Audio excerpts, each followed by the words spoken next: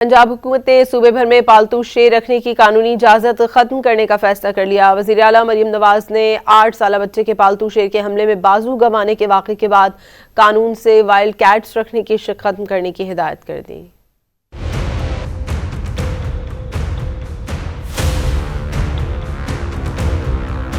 पालतू शेरों के हमलों के वाक़यात के बाद हुकूमत पंजाब का बड़ा एक्शन। सूबे भर में पालतू शेर रखने की कानूनी इजाज़त खत्म करने का फैसला कर लिया गया।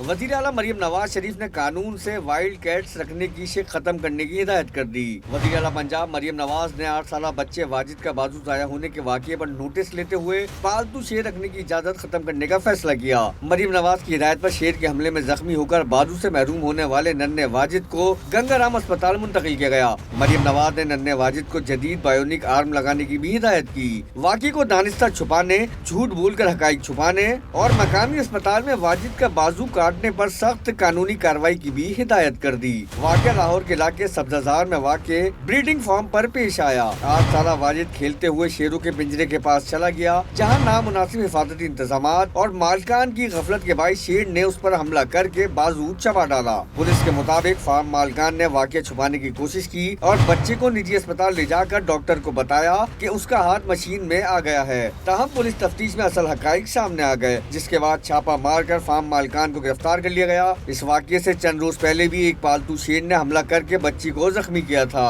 गुज़िश्ता चंद सालों के दौरान पंजाब में पालतू शेरों के हमलों के वाक़यात मंजर आम पर आ चुके हैं।